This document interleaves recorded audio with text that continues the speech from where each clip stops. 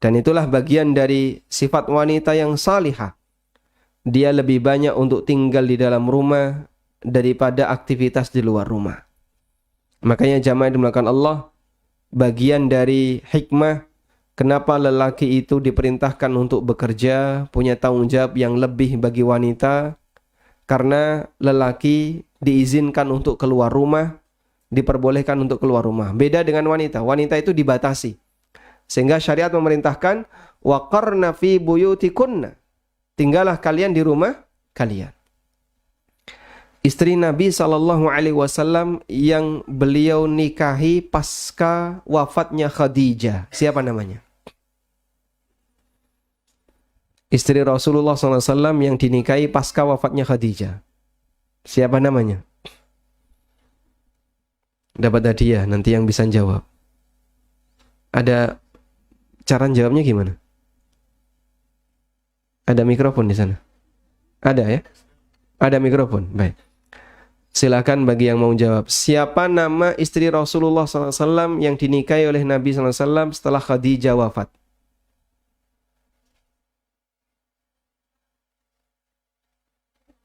Istilah Ummu Salamah. Ummu Salamah, bukan ya? Kurang tepat, insyaallah.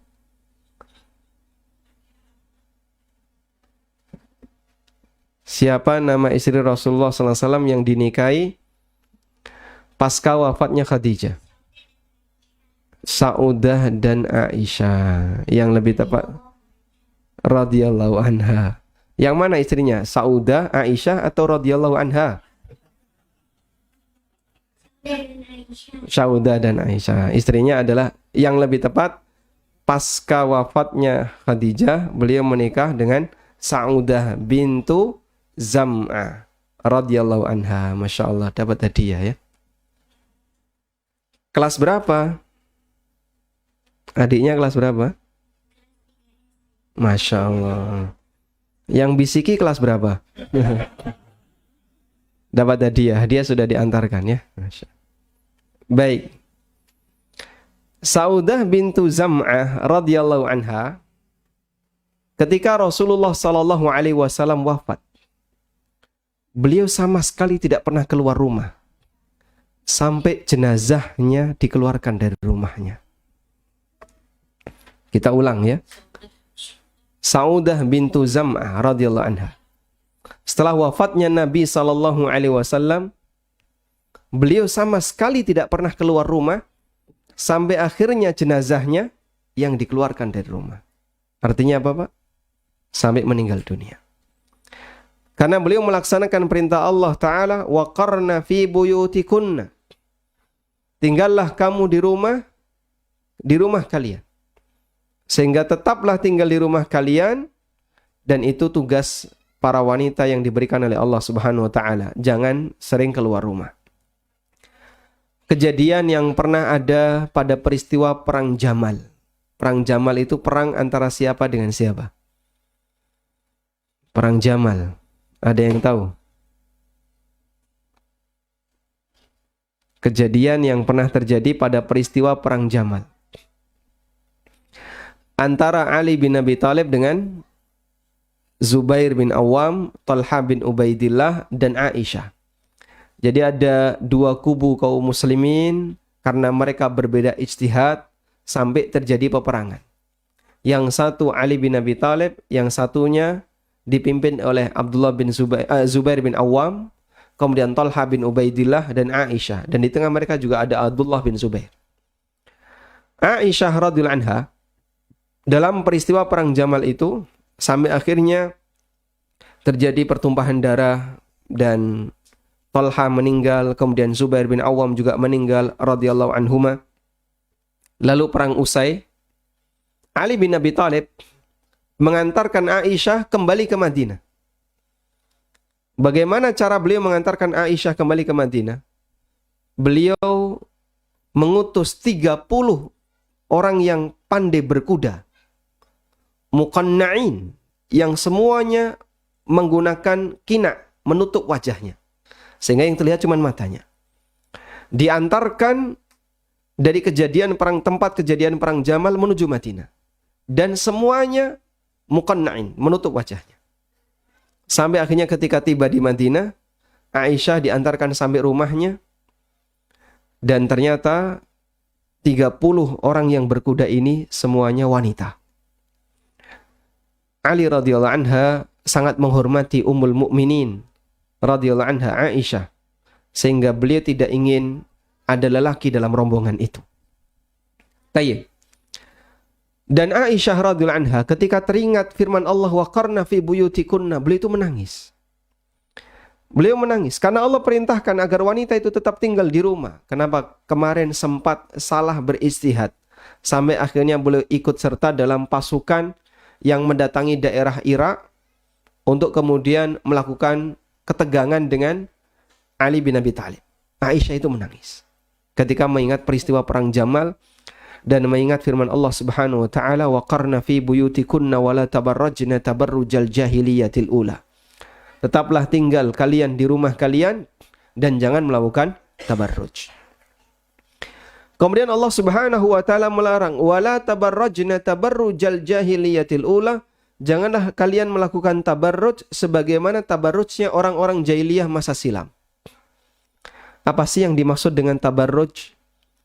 Tabarruj artinya pamer kecantikan. Dan masyarakat jahiliyah di masa silam punya karakter seperti ini. Dia pamer kecantikannya, pamer sanggul rambutnya, pamer apalagi pakaiannya, dan seterusnya. Nabi SAW menyebutkan karakter wanita jahiliyah semacam ini. Dalam sebuah hadis, beliau bersabda, sinfani min ahlin nar lam arahuma. Ada 2 jenis penduduk neraka yang belum pernah aku lihat. Yang pertama, rajulun ma'ahu siyat yadribu bihan nas. Ada orang yang kemana-mana membawa alat pukul yang dipakai untuk memukuli banyak orang. Dan tafsirnya apa? Imam, pemimpin yang zalim. Yang kedua, nisa'un kasiyatun ariyatun ma'ilatun mumilatun ru'usuhunna ka'asnimatil bukhtil ma'ilah. Wanita yang kasiyatun ariyat, berpakaian tapi hakikatnya telanjang. Apa yang dimaksud berpakaian tapi hakikatnya telanjang? Dia berpakaian tapi auratnya ditampakkan. Dia pakaian tapi kemudian lengannya dibuka. Dia berpakaian tapi betisnya kelihatan, leher ke atas kelihatan, apalagi yang lebih dari itu. Disebut oleh Rasulullah SAW sebagai kasiyatun ariyat. Berpakaian tapi hakikatnya apa? Telanjang. Ma'ilatun mumilatun, suka megal-megal di depan lelaki. Ru'usuhunna ka'asnimatil bukhtil ma'ilah. Di kepalanya ada punuk seperti punuk onta yang megal-megal. Nah, karena dia pakai apa? Konde. Dia pakai sanggul.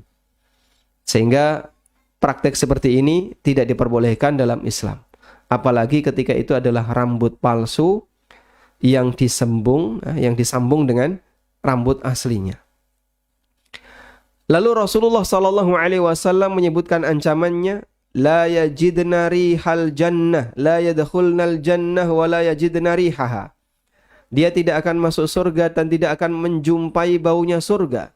Wa in kana rihuha la yujadu min masirati kadza wa kadza. Padahal aroma surga bisa dicium dari jarak yang sangat jauh. Kadang ada toko minyak wangi, kita bisa mencium dari jarak sekian meter. Surga, harumnya surga bisa dicium dari jarak yang sangat jauh. Kalau orang ini tidak diizinkan untuk mencium bau surga, berarti artinya apa, Pak? Dia dijauhkan dari surga. Waliyadzubillah. Makanya hati-hati dengan urusan pakaian ya. Sebab ketika kita disyariatkan atau ibu-ibu disyariatkan untuk berpakaian yang islami, maka hindari semaksimal mungkin pakaian-pakaian yang tidak syar'i, berpakaian tapi masih menampakkan auratnya. Tayyib.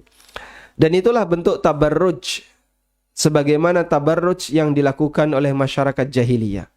Pamer kecantikan di hadapan umum sebagaimana layaknya orang jahiliyah di masa silam. Sifat berikutnya adalah wa aqimnas shalah. Tegakkan salat. Wa atinaz zakah, tunaikan zakat, wa ati'nallaha wa rasulah, dan taati Allah dan Rasulnya. Dan ini sejalan dengan sabda Nabi SAW dalam hadis dari Abdurrahman bin Auf. Rasulullah SAW bersabda, "Idza sallatil mar'atu khamsaha wa shamat syahraha wa hafizat farjaha wa ata'at zawjaha qila laha dkhulil jannah min ayyi babil jannah syi'ti min ayyi abwabil jannati syi'ti." Apabila seorang wanita itu menjaga salat 5 waktu, menjaga puasa Ramadan, menjaga kehormatannya, dan mentaati suaminya, maka akan disampaikan kepadanya, silahkan Anda mau masuk surga dari pintu manapun. Masya Allah. Anda bisa lihat di sini, Bapak Ibu yang kami hormati, ibadahnya wanita itu adalah ibadah yang berada di mana, Pak? Di dalam rumah. Poin yang tadi disebutkan oleh Nabi SAW, salat 5 waktu, puasa di bulan Ramadan, menjaga kehormatan, mentaati suami. Ini ibadah di mana? Di mall atau di pantai? Di rumah. Ini adalah ibadah di rumah. Siapa yang melaksanakan ibadah seperti ini, kata Nabi SAW, qila laha dkhulil jannah, maka dikatakan kepada wanita ini, silahkan masuk surga. Min ayyi abwabil jannati syi'ti, dari pintu surga manapun yang kamu inginkan. Masya Allah. Makanya berbeda dengan lelaki. Kalau kita diminta dan diminta untuk mempertimbangkan, ya. Sebenarnya siapa sih yang lebih sibuk dan lebih banyak tugasnya, suami atau istri, Pak? Istri, ya. Apa saja, Pak? Banyak, ya. Mencuci, nyuci piring, ngepel, masak, terus apa lagi? Ngurus anak, nyetrika, ngurus suami. Sebenarnya suami juga banyak, ya. Bantu nyuci piring, bantu ngepel, bantu masak, bantu ngurus anak, ya. Lama-lama jadi pembantu. Betul nggak, Pak? Di sini Anda bantu nggak? Tidak. Kecuali di Bali berarti. Masya Allah. Baik. Kalaupun itu semuanya dikerjakan, semuanya adalah aktivitas yang berada di dalam rumah. Sehingga wanita untuk mendapatkan surga tidak dituntut dalam syariat melakukan aktivitas yang harus keluar rumah. Beda dengan lelaki. Lelaki punya tanggung jawab untuk bekerja. Lelaki punya tanggung jawab untuk sholat berjamaah. Lelaki punya tanggung jawab untuk ikut Jumatan. Lelaki punya tanggung jawab untuk jihad apabila ada aktivitas jihad. Disebutkan dalam hadis riwayat Muslim, Rasulullah SAW pernah bersabda, "Man mata walam yaghzu, walam yakhtur bibalihi ay yaghzuwa, mata ala syu'batin minan nifaq." Barang siapa yang mati dan dia tidak pernah berperang, atau tidak terbesit dalam hatinya punya keinginan untuk berperang. Berperang dalam arti untuk berjihad, maka dia mati dengan membawa salah satu cabang kemunafikan. Sehingga itu kewajiban lelaki. Perempuan tidak ada, Pak, tugas seperti ini. Makanya kalau diperhitungkan, yang lebih berat tanggung jawabnya ada pada lelaki. Kalaupun meskipun yang lebih sibuk bisa jadi adalah ibu-ibu yang ada di rumah. Oleh karena itu tolong suaminya berbaik hati membantu ibu-ibu dalam melakukan aktivitas di rumah. Tadi apa saja tugas suami? Tolong dicatat. Membantu nyuci piring, membantu ngepel. Siap insya Allah? Gimana? Yang keluarga muda siap nggak, Mas? Jangan cuma senyum-senyum aja, Mas. Rutinitas, Masya Allah. Baik. Alhamdulillah. Selanjutnya jamaah dimuliakan Allah Subhanahu wa taala, Kita akan membaca hadis Nabi SAW. Kalau tadi telah kita jelaskan bagaimana karakter wanita salihah menurut Al-Quran, berikutnya adalah karakter wanita salihah menurut hadis Nabi SAW. Dari Abu Hurairah radhiyallahu anhu, beliau mengatakan, "Qila ya Rasulullah," ada orang yang bertanya kepada Nabi SAW, "Ya Rasulullah, ayyun nisa'i khairun?" Ya Rasulullah, wanita seperti apakah yang terbaik? Qala, jawab Nabi SAW, "Allati tusirruhu idha nadhara ilai, wa tuti'uhu idha amara, wa la tukhalifuhu fi nafsiha, wa la fi malihi bima yakra." Hadis riwayat Ahmad dan status hadis ini hasan. Nabi SAW ditanya, wanita seperti apakah ya Rasulullah wanita yang terbaik itu? Jawab Nabi SAW, alladhi tusirruhu idha nadhara ilai. Wanita yang membahagiakan suaminya ketika suaminya melihat ke arahnya. Sehingga kalau suami lihat ke istrinya, suami ini merasa ayem, adem, ya? Merasa tenang, nyaman. Sebabnya apa, Pak? Karena istrinya saat dilihat menampakkan wajah penuh dengan sumringah, senyum, gembira, ya. Dan bahkan ditambahi dengan dandanan sehingga suaminya merasa nyaman. Ya. Wajah cantik, tapi ketika disawang dilihat oleh suaminya, apa? Ada bahasa mencucu di sini. Masya. Ya. Merengut, ya. Becucu, menampakkan wajah marah, kira-kira gimana? Senep. Masya Allah. Ini yang jawab Pak Farid loh ya. Tentu suami akan merasa nggak nyaman, senep dia. Wah, saya datang-datang kok tiba-tiba kamu kayak gini, kenapa? Kamu nggak bawa amplop? Masya Allah. Jangan kayak gitu ya. Abang datang bawa uang disayang, kalau pulang nggak bawa uang, nggak dipandang. Ditendang atau nggak dipandang? Bukan kayak gitu. Baik. Sehingga kata Rasulullah SAW, karakter pertama ketika seorang wanita itu bisa menjadi wanita yang terbaik, wanita pilihan adalah saat dipandang menyenangkan. Maka jangan sampai ibu-ibu ketika suaminya datang belum persiapan, ya. Dan itulah rahasia kenapa Rasulullah SAW melarang orang di masa silam jangan pulang safar malam hari. Kenapa Pak pulang safar nggak boleh malam? Kita biasanya pulang safar malam hari. Dulu di zaman Nabi SAW beliau melarang.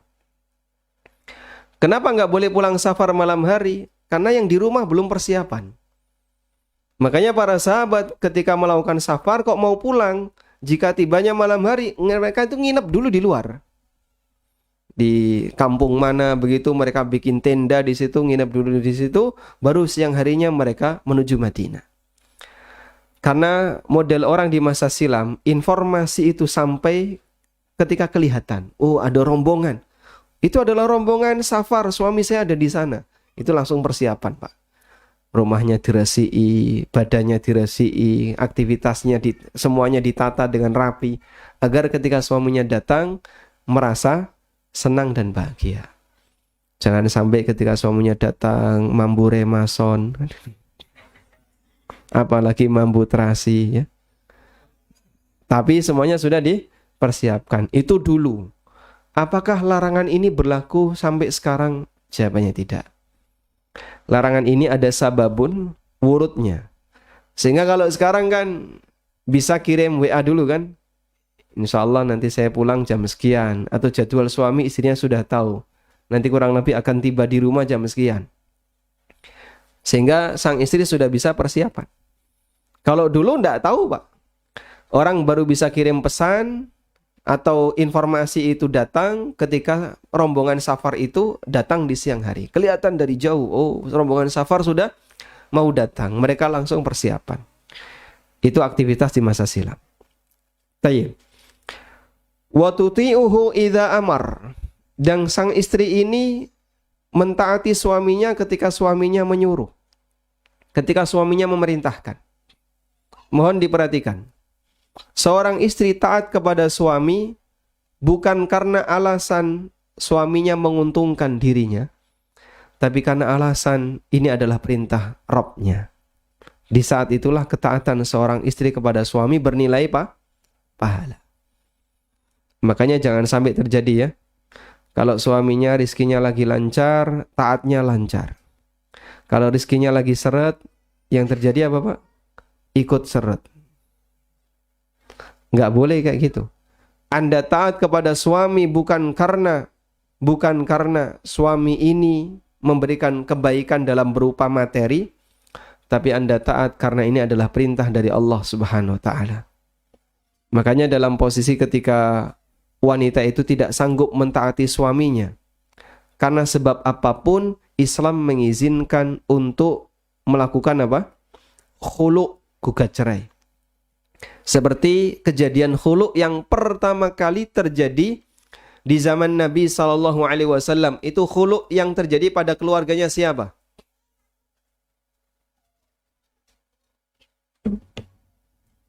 Khulu' yang terjadi di zaman Nabi SAW pertama kali, khulu' yang terjadi pada keluarganya siapa? Ada yang bisa jawab? Terjadi pada keluarganya?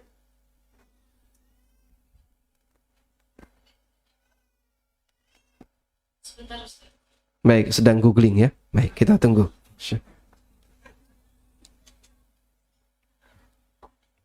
Bismillah. Sabit bin Qais. Alhamdulillah dapat hadiah ya. Di sini baik. Sabit bin Qais bin Syammas. Masya Allah, ensiklopedi doa dan dzikir. Tebel itu ya bukunya. Khulu' yang pertama terjadi di zaman Nabi SAW adalah khulu' pada keluarganya Thabit bin Qais bin Syammas. Kenapa istrinya khulu', Pak? Kenapa istrinya khulu'? Karena mukanya Thabit itu di bawah rata-rata. Fisiknya Thabit bin Qais itu di bawah rata-rata. Jadi ceritanya begini. Saat Thabit bin Qais ini berjalan bersama para sahabat, istrinya ngelirik dari pintu. Beliau melihat, sang istri ini melihat, si wanita ini melihat. Thabit jejer sama teman-temannya. Yang paling gak enak dipandang itu Thabit. Dan istrinya gak sanggup, gak kuat dengan situasi seperti itu, sampai akhirnya datang kepada Nabi SAW. Dan beliau menyampaikan, ya Rasulullah, saya tidak mencacat akhlaknya Thabit. Saya tidak mencacat bagaimana solehnya Thabit. Tapi saya khawatir dan takut kepada Allah ketika saya kufur karena tidak bisa bersyukur terhadap Thabit, tidak bisa berterima kasih kepada Thabit. Sehingga khawatir karena gara-gara itu pelayanan dia kepada suaminya, khawatir nanti nggak maksimal.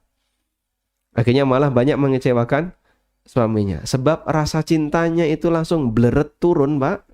Disebabkan ketika si istri ini membandingkan muka suaminya dengan kawan-kawannya.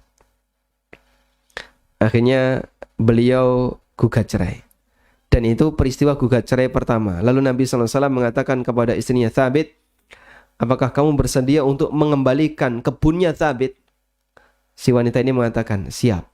Akhirnya dikembalikan. Subhanallah. Kebun ini apa? Mahar.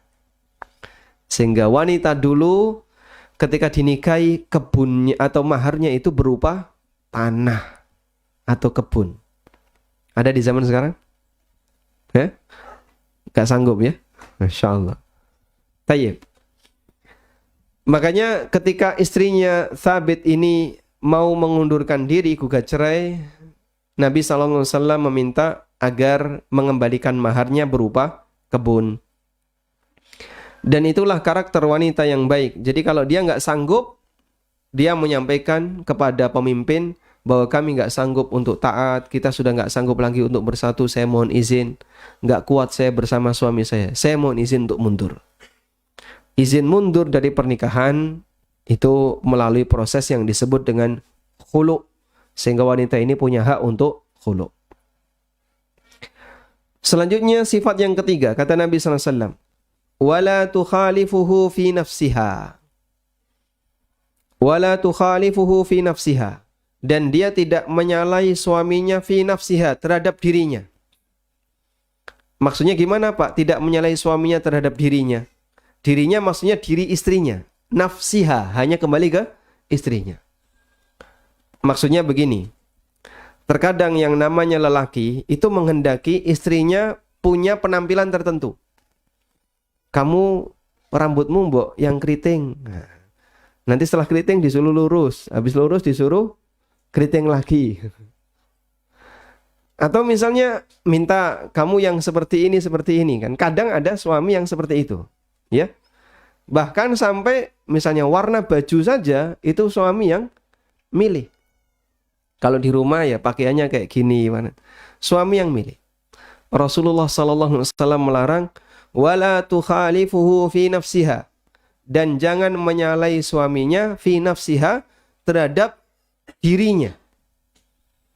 Sehingga ikuti saja, misalnya suami pingin saya dandan seperti ini, kadang pakai adat Jawa, terus balik pakai adat Bali, setelah itu ganti lagi adat Lombok, ke timur terus sampai Papua. Kamu harus ganti dandanannya ketika di rumah, ganti-ganti kan. Baik. Kalau misalnya ada seperti itu dalam sebuah keluarga, Nabi SAW minta si wanita jangan menyalahi suaminya. Gimana Pak? Mau dipraktikkan kayak gitu Pak? Hah? Ganti istri.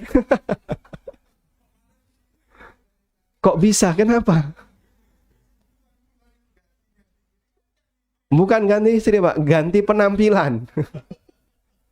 Bukan orangnya yang diganti ya, tapi kostumnya yang diganti. Baik. Ini Pak Farid yang ngomong ya. Taib jamaah. Jadi Masya Allah, sampai seperti itu yang diminta oleh Rasulullah SAW. Dan itu kan terwujud rasa cinta antara suami dan istri.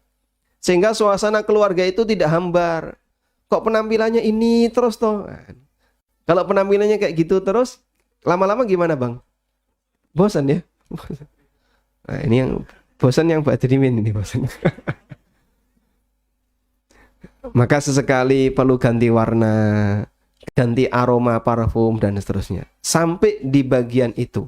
Dan yang lelaki gimana Pak? Yang lelaki juga diminta untuk melakukan hal yang sama.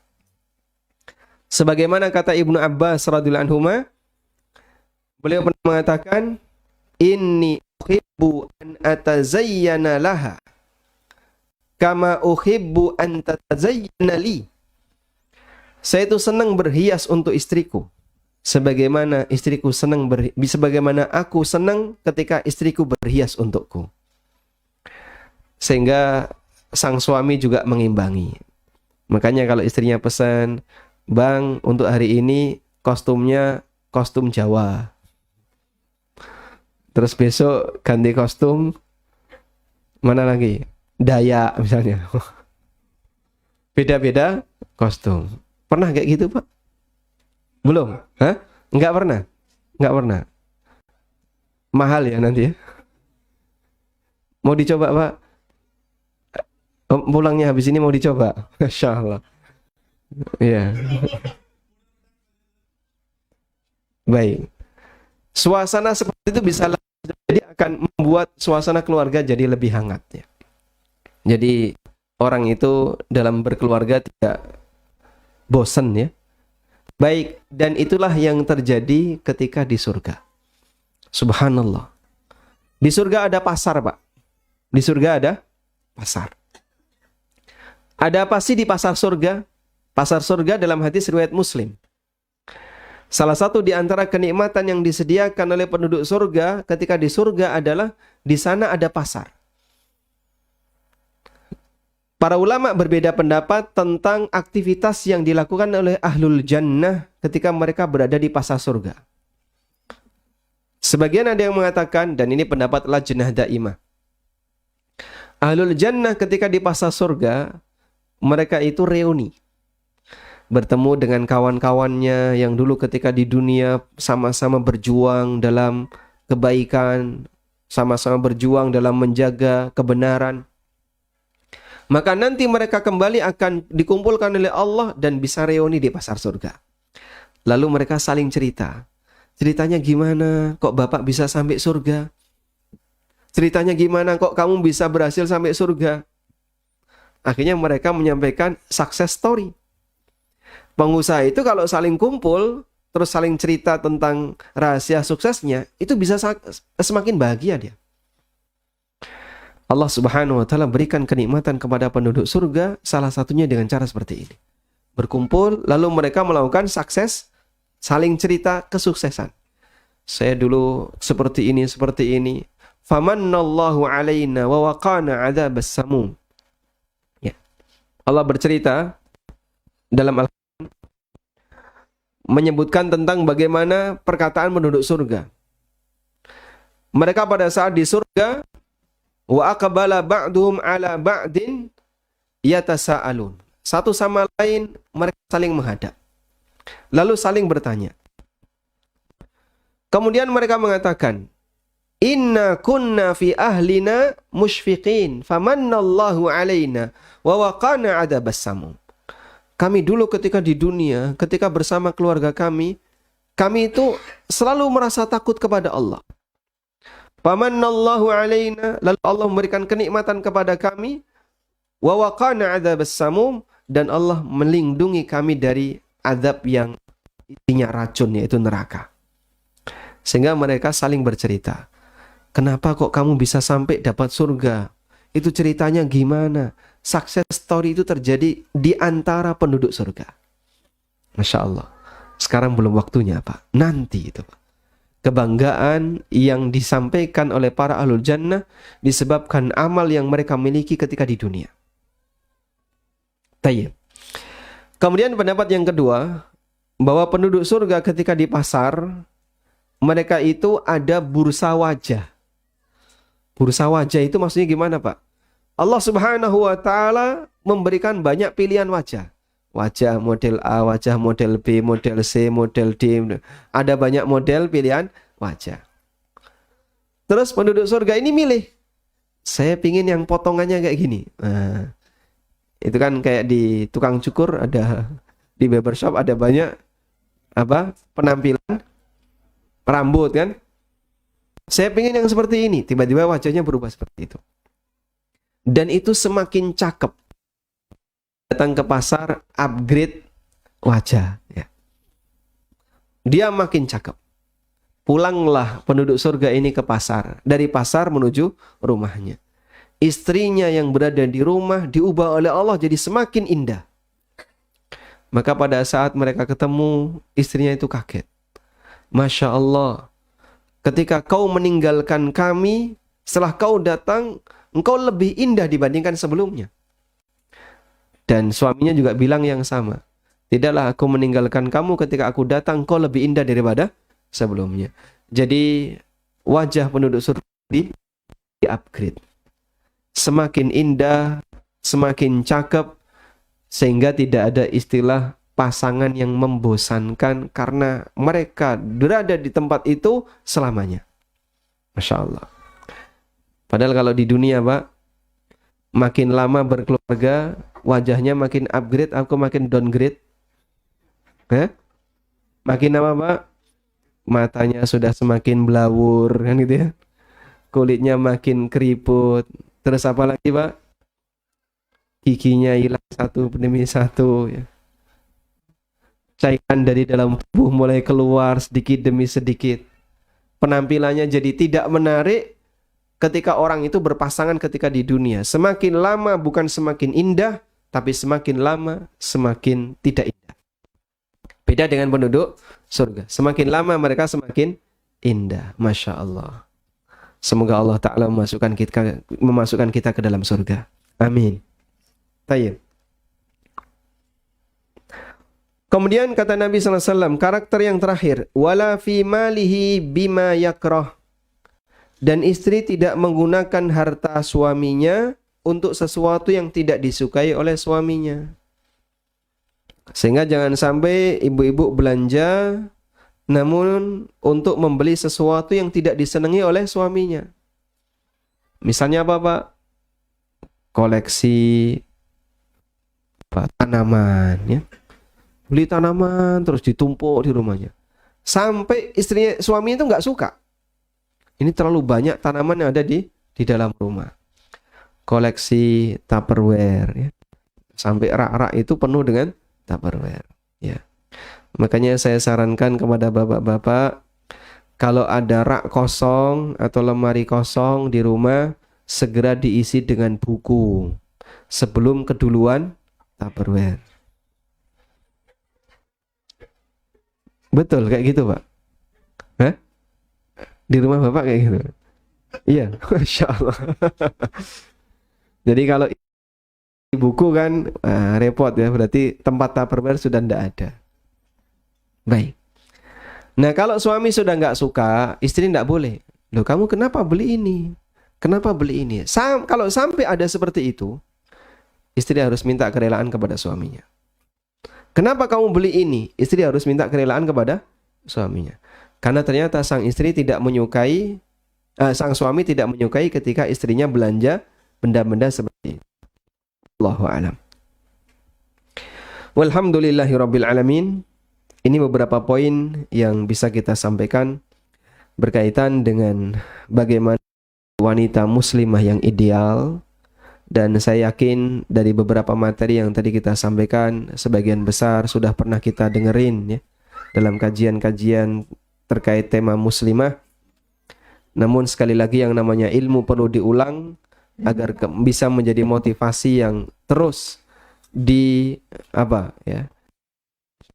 sehingga terus teringat dalam hati kita, sehingga kita akan selalu disemangati untuk terus. Wallahu a'lam wa sallallahu ala nabiyyina Muhammadin wa ala alihi wa sahbihi wasallam. Ini sudah jam 11:30. Bismillah. Alhamdulillah 11:20. Zuhur jam berapa? Masya Allah 12:10 ya. Baik. Ada beberapa pertanyaan yang sudah masuk dan coba nanti kita akan bacakan ya. Pertanyaan yang pertama. Saudara saya ada yang murtad 2 kali. Apakah boleh tetap menjalin silaturahim? Misal saling memberi hadiah. Saya takut jika saya berbuat baik, kelak saya termasuk menyetujui perbuatannya. Orang yang murtad 2 kali dinyatakan dalam Al-Quran. Innal ladzina kafaru. Ya, coba gimana? Summa kafaru.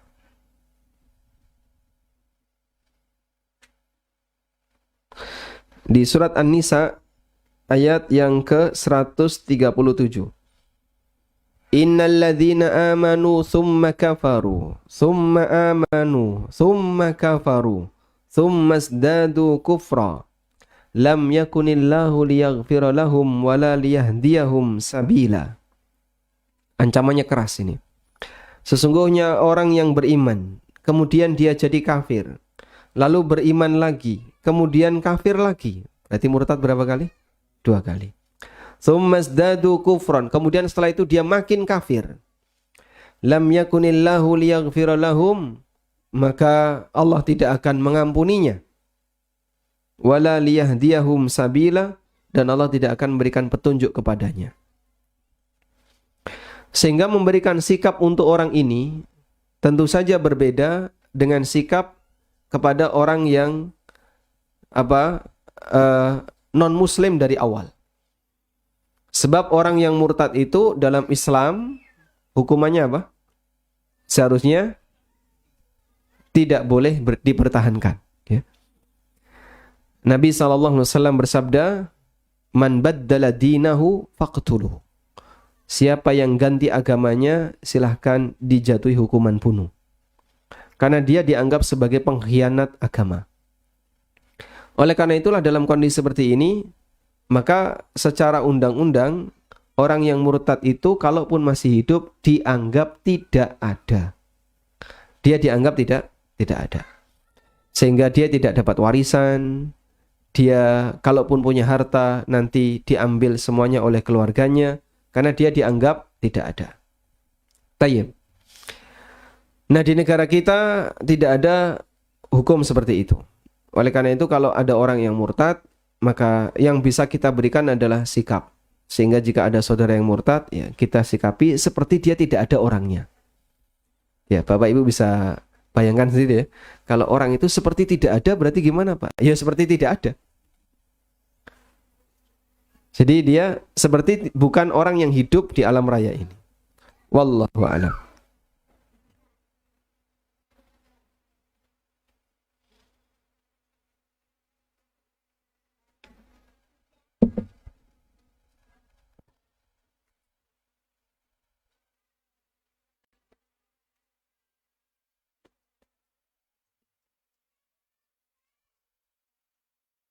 Nah,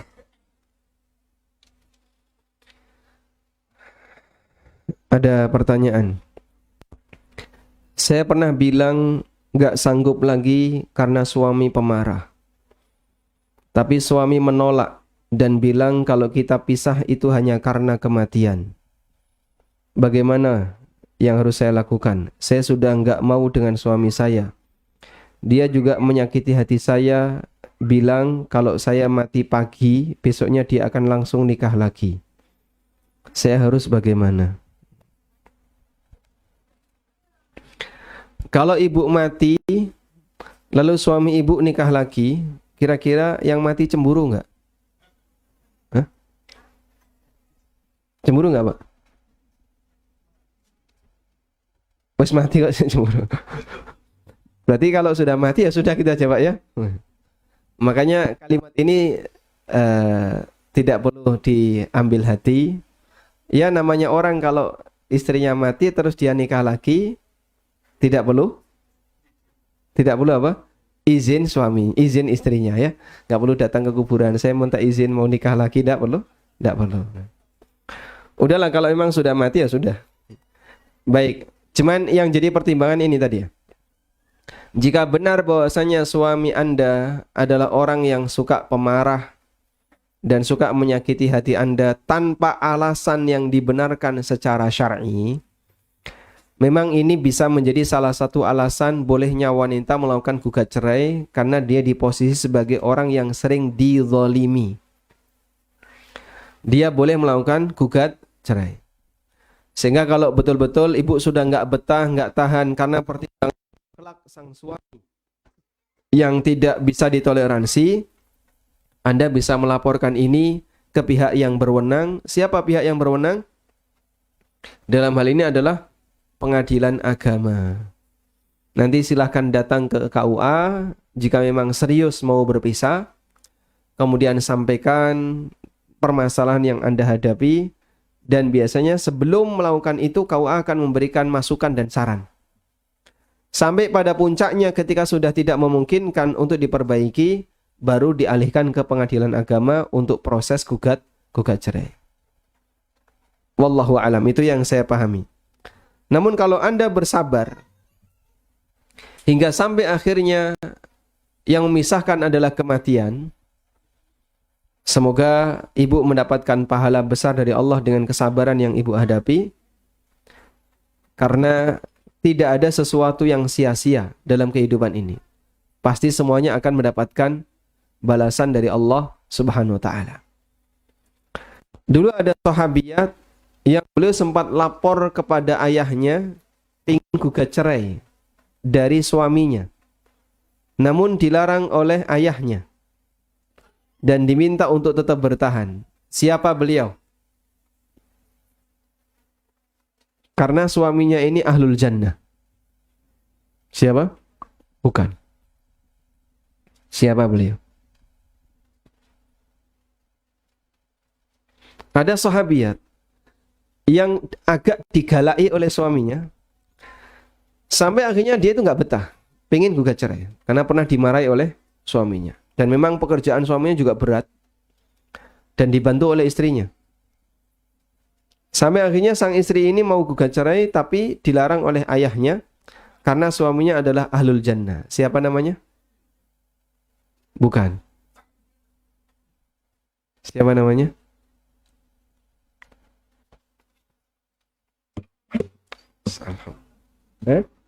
Muhammad bukan? Iya, silakan.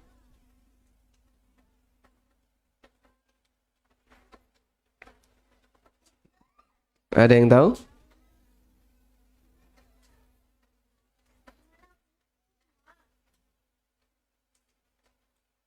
Pas? Baik. Siapa? Pas. Silakan. Baik, silakan. Kami tunggu, barangkali sedang dicari di ufit.com ya.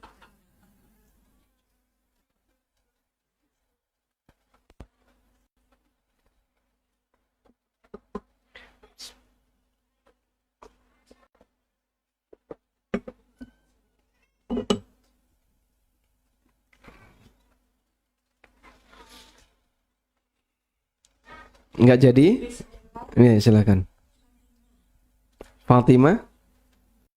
Bukan Fatimah ya. Bukan Fatimah. Fatimah itu tidak mengeluhkan suaminya yang kasar, bukan. Kalau ini mengeluhkan suaminya yang keras kepada dia. Beliau adalah siapa? Asma bintu Abi Bakar. Dengan Zubair bin Awam. Jadi Zubair ini termasuk suami yang tegas. Maka Asma sempat gak kuat bersama Zubair. Namun Abu Bakar radhiyallahu anhu menenangkan Asma. Sebab suaminya termasuk Ashrul Mubasysyaruna bil Jannah. 10 orang yang mendapatkan kabar gembira dengan surga. Baik. Walhamdulillah. Assalamualaikum warahmatullahi wabarakatuh. Waalaikumsalam warahmatullahi wabarakatuh. Suami ana meninggalkan ana tanpa kabar. Ada 1 tahun lamanya. Ana ditinggalkan 4 anak. Dan sekarang ana antar jemput sekolah dan mencari nafkah sendiri. Apa yang harus ana lakukan? Sedangkan ana masih sayang. Apakah ana harus menunggu atau mengakhiri pernikahan ini? Apakah ada keluarga suami Anda? Kalau ada, Anda bisa serahkan anak itu ke keluarga suami.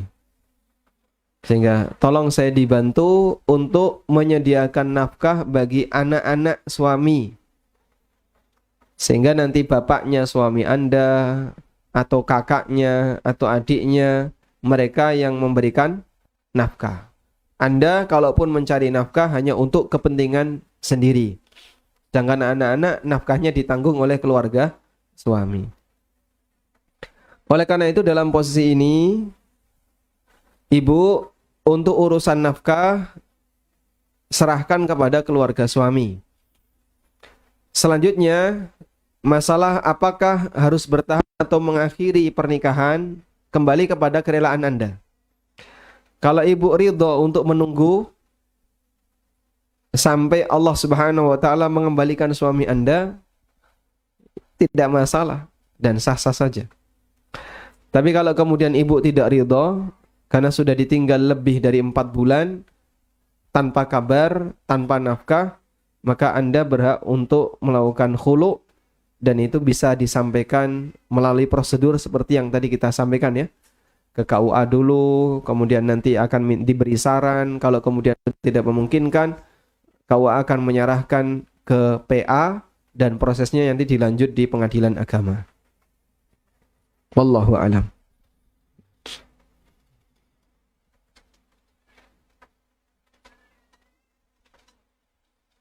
Semoga yang hadir di majelis ini dilindungi oleh Allah Ta'ala. Amin.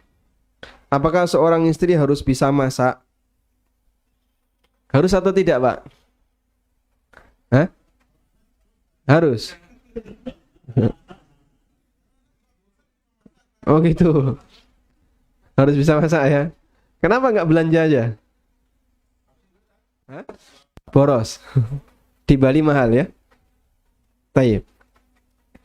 Apakah syarat untuk bisa menjadi seorang istri harus bisa masak? Jawabannya bukan syarat.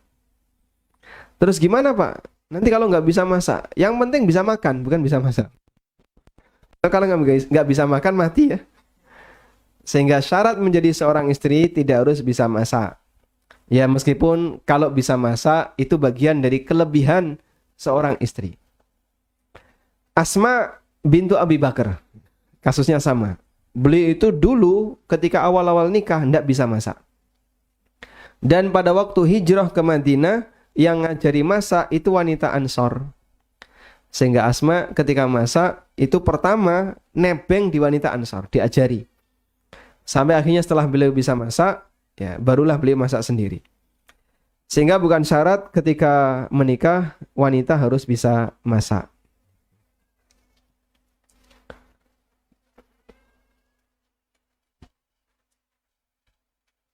Mohon nasihatnya agar tidak mudah cemburu terhadap mantan istri suami.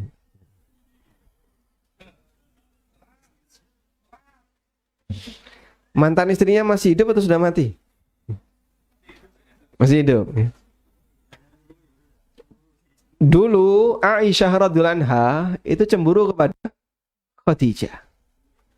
Karena Rasulullah sallallahu alaihi wasallam sering menyebut nama Khadijah meskipun sudah meninggal dunia. Sehingga Nabi sallallahu alaihi wasallam ketika beliau mengenang perjuangan beliau di awal, mana semua orang menolak tapi Khadijah menguatkan semangat beliau. Semua orang tidak mendukung tapi Khadijah memberikan dukungan materi. Itu yang membuat kenangan Rasulullah SAW tidak pernah hilang terhadap Khadijah. Sehingga meskipun sudah meninggal tapi bisa membuat istri termuda beliau Aisyah radhiyallahu anha cemburu. Coba. Ada wanita yang punya kenangan luar biasa terhadap suaminya sampai suaminya tidak pernah mau melupakannya.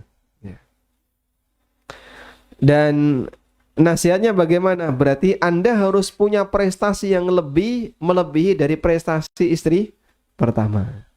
Kalau istri pertama sudah meninggal, ya tinggal pelajari gimana sih sifat-sifat istri pertama dulu. Nah, kalau kemudian belum meninggal, Anda lihat kelebihannya di sisi mana, kemudian tiru prestasinya. Semoga nanti suami Anda akan lebih sayang kepada Anda, ya. Dan Anda tidak perlu cemburu kepada mantan istrinya. Wallahu a'lam.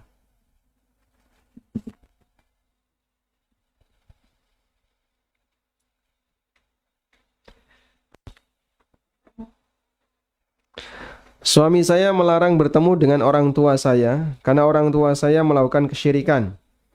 Apakah saya harus menuruti perintah suami untuk tidak bertemu dengan orang tua? Dan bagaimana cara mendamaikan suami dan orang tua saya? Dulu ada seorang sahabiyat yang minta izin kepada Nabi SAW untuk bertemu dengan ibunya yang masih musyrik. Ibunya wanita musyrikah. Dan ibunya itu pernah datang ke kota Madinah untuk menjenguk putrinya. Lalu Nabi SAW mengizinkan, sili anha, silahkan kamu sambung dengan ibumu. Sehingga hadis ini dalil bolehnya menyambung silaturahmi dengan orang tua yang berada dalam kondisi agama non-muslim. Dan yang namanya nasab itu tidak pernah hilang.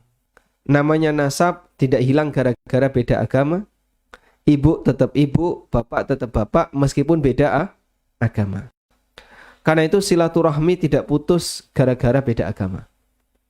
Tapi silaturahmi bisa putus karena permusuhan disebabkan agama. Permusuhan karena sebab agama. Bedakan ya. Silaturahmi tidak putus karena beda agama, tapi silaturahmi bisa putus karena permusuhan disebabkan agama. Maka dalam kondisi ketika misalnya orang tua memusuhi anaknya yang dia beragama Islam karena beda agama, maka bisa jadi disyariatkan untuk tahan sejenak, jangan melakukan silaturahmi dulu sampai mereka akur dengan anaknya. Wallahu a'lam.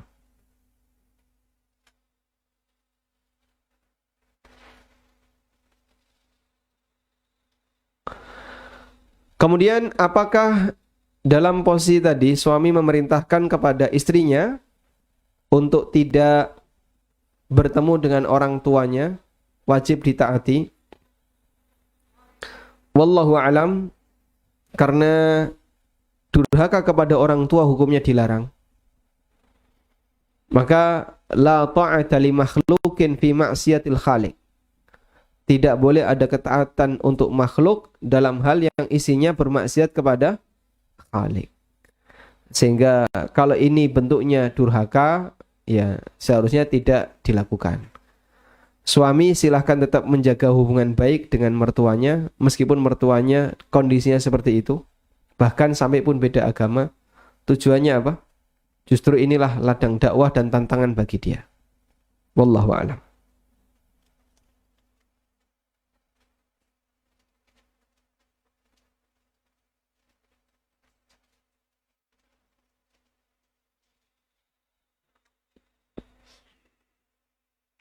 Mohon nasihatnya, bagaimana sebaiknya seorang ibu dalam mendidik anak-anaknya jika di tempat umum sering menjumpai orang-orang yang tidak menutup aurat, seperti turis di tempat wisata. Ya, minta kepada anaknya untuk tidak main ke tempat wisata. Dan kalaupun berwisata, cari tempat wisata yang lebih aman, agar anak-anaknya tidak terpengaruh dengan penampilan yang nggak baik seperti itu.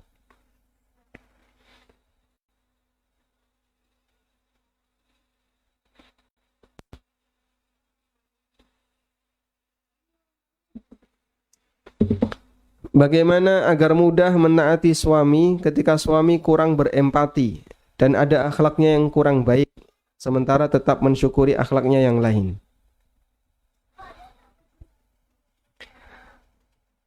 Rasulullah Sallallahu Alaihi Wasallam mengajarkan hal ini ketika suami melihat kepada istrinya. Kalau kamu tidak ridho dengan salah satu akhlak istrimu, maka cari bagian akhlak yang lain yang membuat kamu ridho. Sehingga misalnya dari sisi masakannya orang enak, ya, tapi pijitannya enak. Nah, maka yang diingat apa? Pijitan, ya. Meskipun masakannya tidak enak. Istri saya itu Pak Ustadz seperti ini, tapi kalau gini bagus dia. Merawat anaknya pinter, tapi kalau merawat suaminya dibiarkan saja, suruh hidup sendiri. Oh, bapak kan sudah dewasa, makanya nggak diganggu. Terus gimana itu? Nah, contoh seperti itu yang diajarkan oleh Rasulullah SAW. Illam tarda minha ba'dan.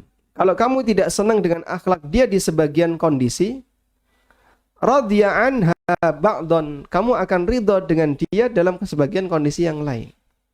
Karena tidak ada wanita kok elek kabeh dari dhuwur sampai ngisor. Masya Allah, istri saya itu nggak ada baiknya sama sekali Pak Ustadz. Dari sejak lahir sampai mati elek kabeh misalnya. Tidak mungkin ada, ya. Namanya wanita itu pasti ada sisi baiknya dan ada sisi buruknya. Dan mukminah pasti banyak sisi baiknya. Seorang muslimah pasti banyak sisi baiknya. Baik, itu cara Nabi SAW untuk kemudian membuat sang suami agar tidak gampang marah kepada istrinya, tidak gampang menyepelekan istrinya. Jadi kalau kamu nggak senang di bagian ini, udah, bagian mana yang kamu senang? Oh, saya senang bagian ini. Ingat yang bagian itu. Sehingga sang istri tetap bisa selalu apa? Sang suami tetap bisa merasa tenang dengan istrinya. Meskipun dalam kondisi tertentu kadang ada bagian yang tidak disukai. Istri saya itu Masya Allah, kalau berada di dalam kamar mandi nggak bisa ditunggu Pak Ustadz. Kalau udah masuk kamar mandi tak tinggal tidur. Saya bangun tuh dia belum keluar. Masya Allah. Kegiatannya apa itu di dalam? Nggak tahu, itu mungkin semedi di dalam. Subhanallah. Nah, kalau seperti itu, Anda ingat bagian mana yang kira-kira membuat Anda senang? Oh, bagian ini saya senang. Hal yang sama juga dilakukan oleh ibu-ibu ketika menghadapi suaminya. Suaminya bagian ini nggak senang. Suami saya itu Pak Ustadz ngentutan. Tapi dia royal, alhamdulillah. Yang diingat royalnya bukan. Contoh seperti itu keseimbangan yang bisa dilakukan. Maka sebenarnya apa yang Anda sampaikan tadi sudah bagus ya. di satu pihak suami punya akhlak yang baik. Di pihak yang lain kadang akhlaknya agak kumat ya, jadi kurang baik. Suaminya seperti ini tapi dia ngerokok misalnya ya, dan nggak seneng istrinya dengan bau rokok. Suaminya seperti ini tapi misalnya di tempat yang lain pinter menghibur. Bagian itu yang Anda ingat. Dan jangan sampai hanya gara-gara satu kesalahan sampai membuat Anda melupakan seluruh kebaikannya. Wallahu a'lam.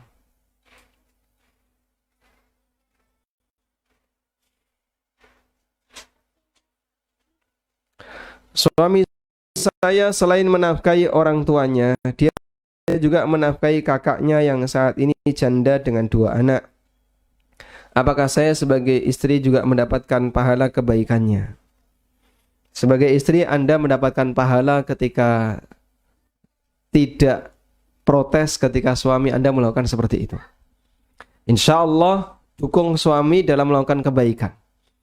Karena tanggung jawab seorang lelaki, dia wajib memberikan nafkah kepada keluarga inti yang ada di keluarganya. Keluarga inti itu siapa saja? Anak, istri, ortu, saudara. Sehingga kalau ada wanita yang menjadi saudara kita dan dia nggak mampu, maka wajib bagi lelaki yang menjadi saudaranya ini memberikan nafkah kepada kakak atau adiknya yang perempuan. Itulah tanggung jawab lelaki. Makanya lelaki ketika ada warisan dia mendapatkan jatah yang paling banyak, sebab dia harus menanggung nafkah yang paling besar. Oleh karena itu kalau kebutuhan nafkah Anda tidak kurang, Anda cukup kebutuhan nafkahnya untuk Anda dan anak-anak Anda, maka Anda tidak perlu melarang suami untuk memberikan nafkah kepada orang tuanya, kepada saudarinya yang merupakan janda, ya. Dan ketika Anda ridha, insya Allah itu bernilai pahala. Wallahu a'lam.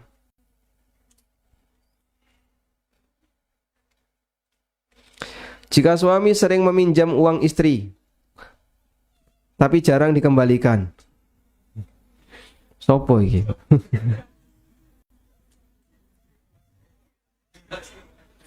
Jumlahnya kecil. Apakah ini termasuk utang? Sementara uang itu uang jatah belanja bulanan istri. Kalau uang itu asalnya dari suami, misalnya ya, suaminya punya gaji bulanan 3 juta. Lalu semuanya diserahkan ke istrinya. Ya, semuanya diserahkan ke istrinya. Semuanya atau sebagian disimpan, Pak? Biasanya. Hah? Adatnya di sini gimana, Pak? Hah? Kalau gajian semuanya diserahkan atau sebagian disimpan? Habis gajian sebelum pulang mampir masjid dulu. Ngapain itu? Ya.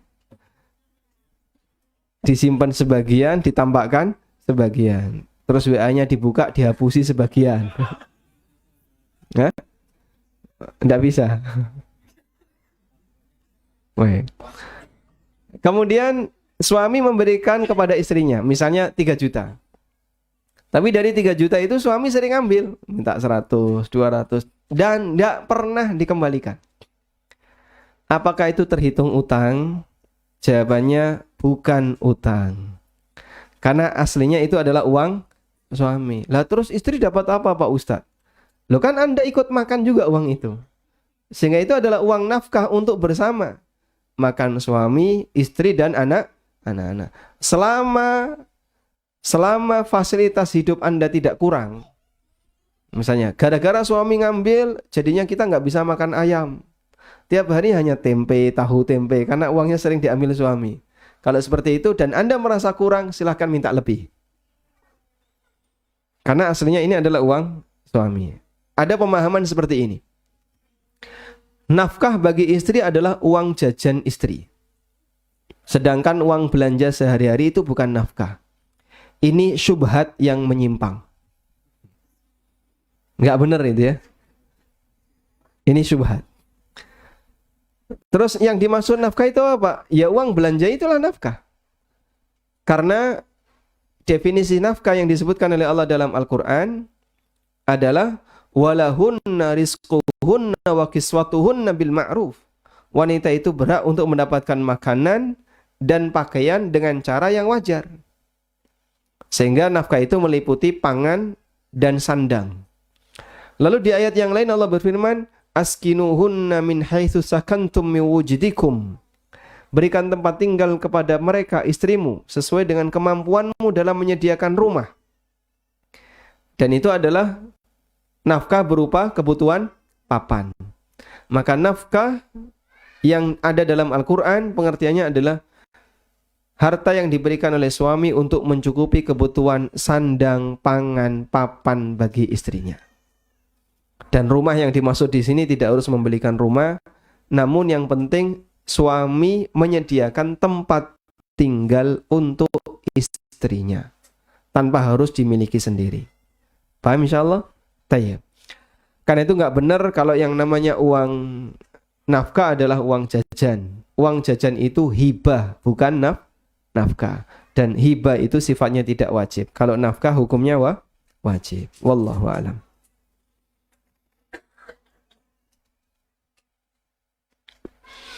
Suami dan saya memiliki usaha bersama.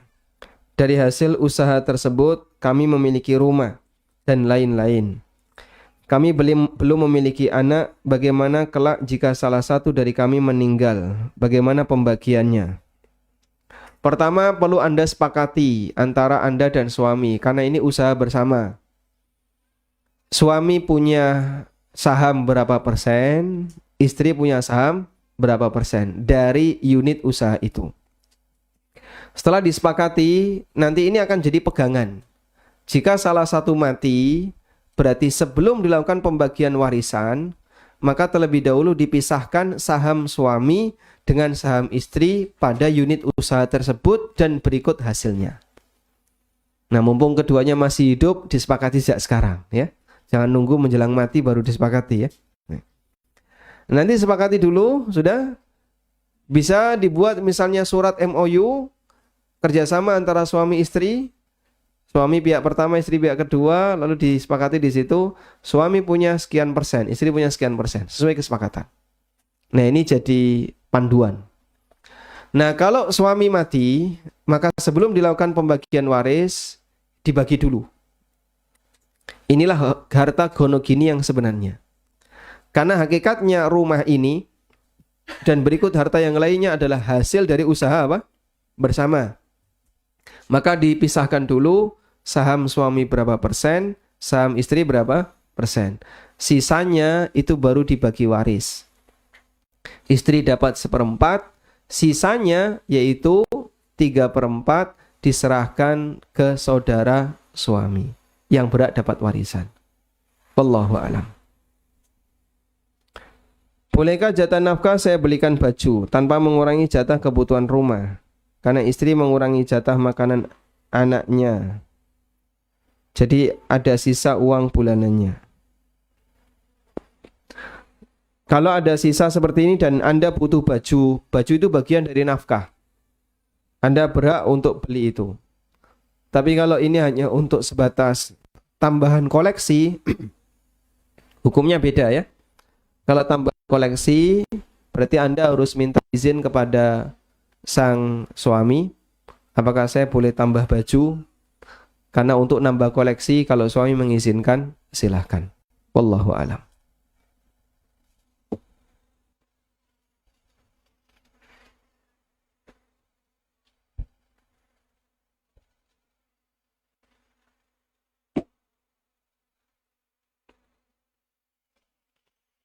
Assalamualaikum. Waalaikumsalam.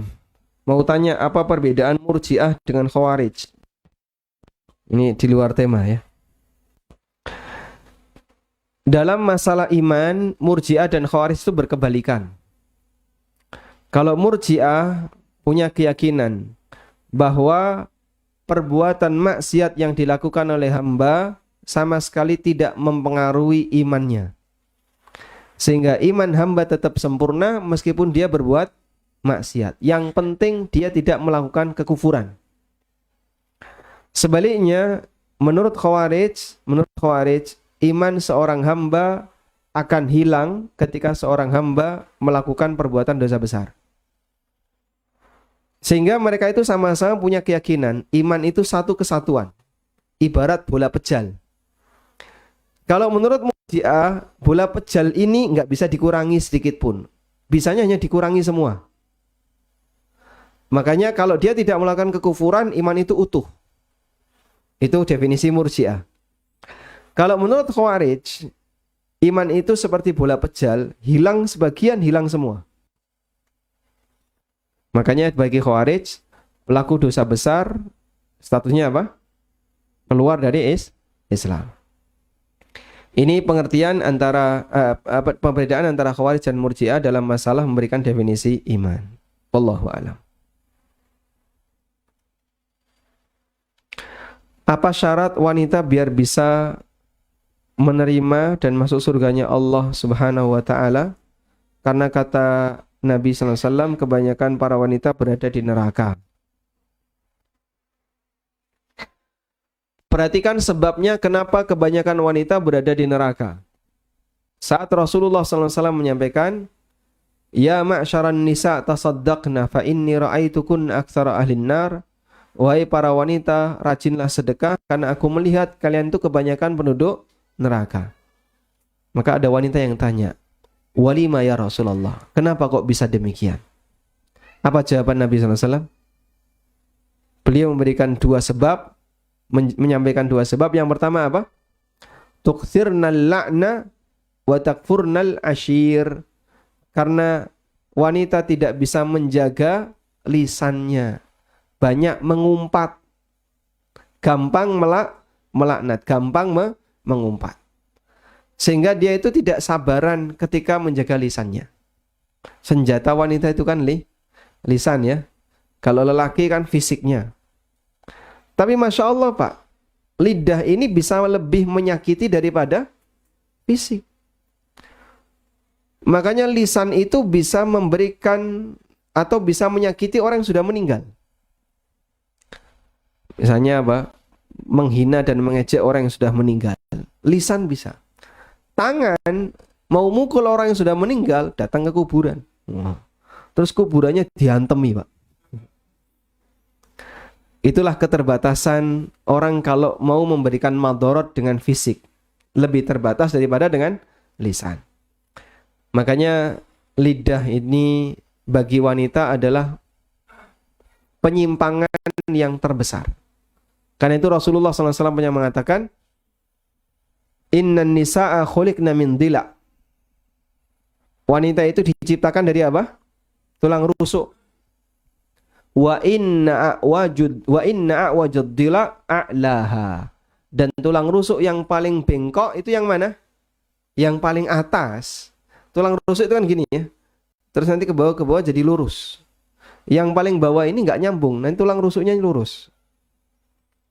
Kenapa wanita itu ketika digambarkan Nabi SAW tulang rusuknya paling bengkok bagian atas, itu isyarat bahwa organ yang paling berpotensi bengkok bagi wanita adalah lambene, lisannya.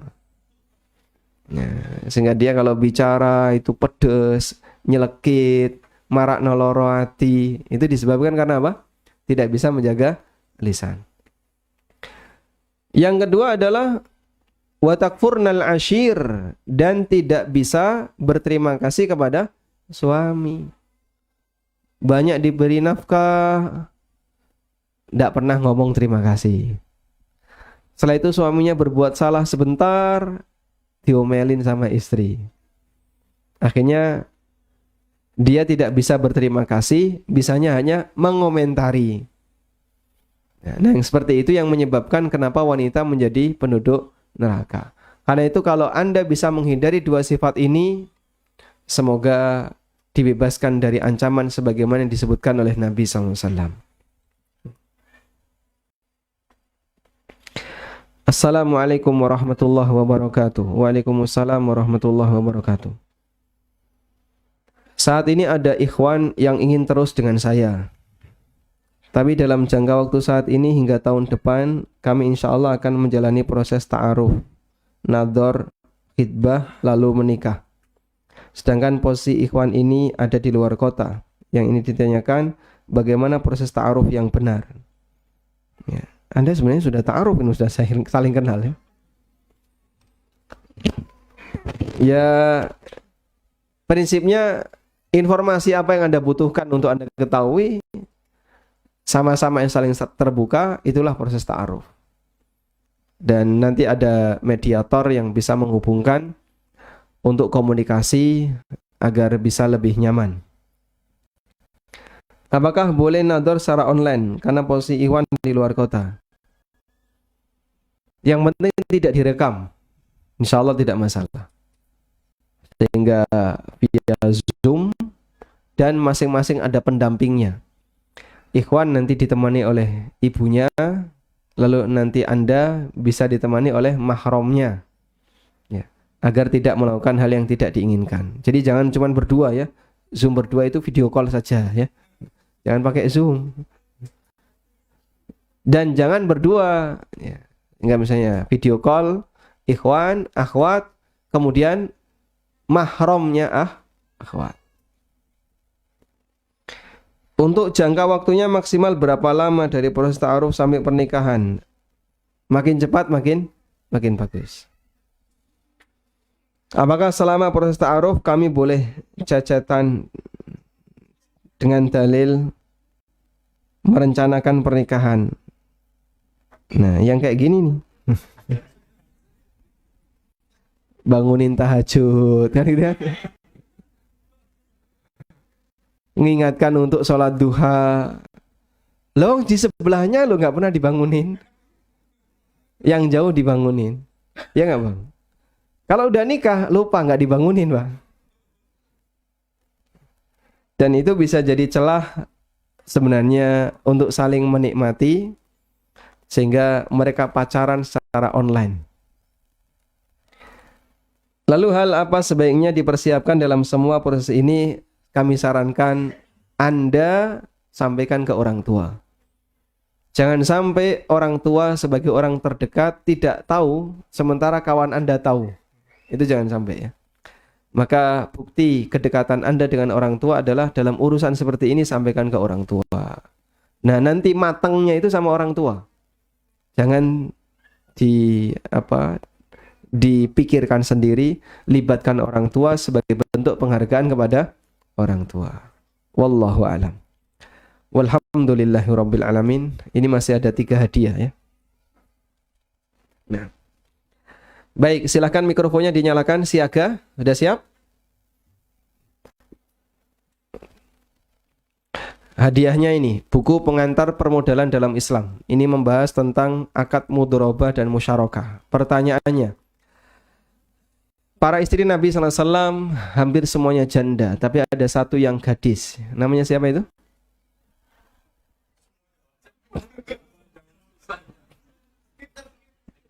Sebentar dulu. Mikrofonnya cuma saya. Siapa yang cepat dia dapat ya. Baik, sudah?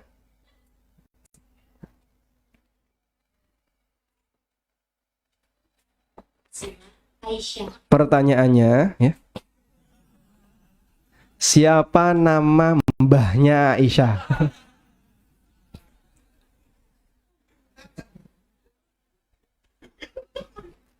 Itu tadi belum pertanyaannya ya. Baru memancing pra pertanyaan. Siapa nama kakeknya Aisyah?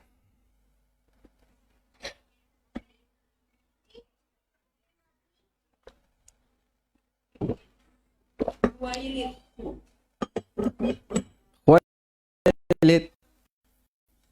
Itu bapaknya Khadijah.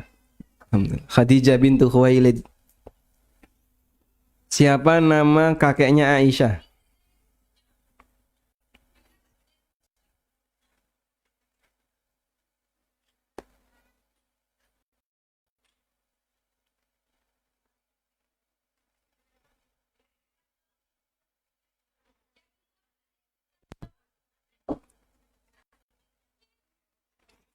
Baik, silahkan ini hadiahnya. Nah. Abu Kuhafah. Nama aslinya siapa?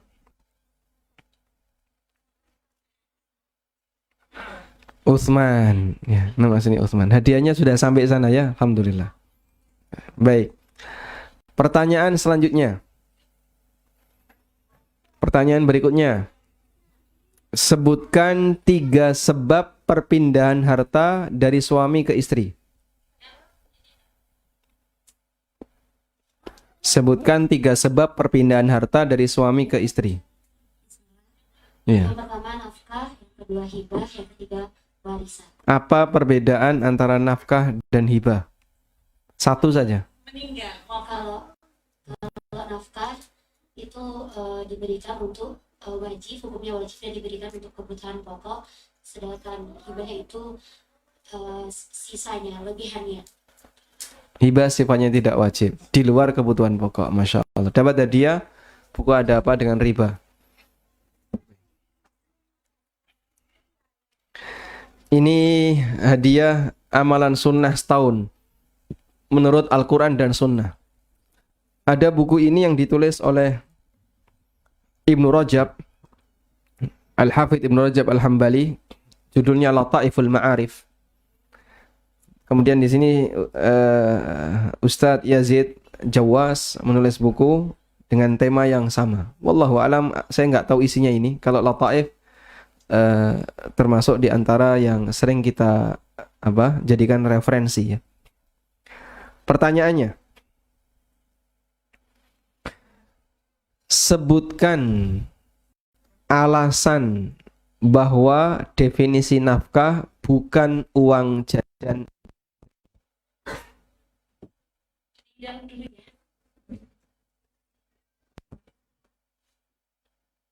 Alasannya karena yang Allah perintahkan jaminan nafkah adalah untuk makan sehari-hari, kemudian pakaian dan tempat tinggal. Dalil, Jajan di luar nafkah. Masya Allah. Dalilnya?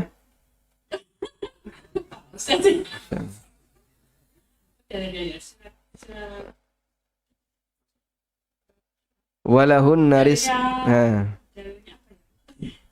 satu aja. Walahunna mithlul ladzi walahunna rizquhunna wa kiswatuhunna bil ma'ruf. Ini dalil yang pertama. Dalil yang kedua, askinuhunna min haitsu sakantum min wujdikum. Alhamdulillah, saya bantu jawab ya. Jadi dapat hadiah, alhamdulillah. Walhamdulillahirabbil alamin. Ini donat dipakai hadiah enggak? Hah? Enggak. Oh, udah dapat semua ya. Baik, alhamdulillah, demikian yang bisa kita sampaikan di kesempatan kali ini. Semoga menjadi kajian yang bermanfaat. Wassallallahu ala nabiyyina Muhammadin wa ala alihi wa sahbihi wasallam. Wa akhiru da'wana alhamdulillahi rabbil alamin. Subhanakallahumma wa bihamdika asyhadu an la ilaha illa anta astaghfiruka wa atubu ilaik. Wassalamualaikum warahmatullahi wabarakatuh.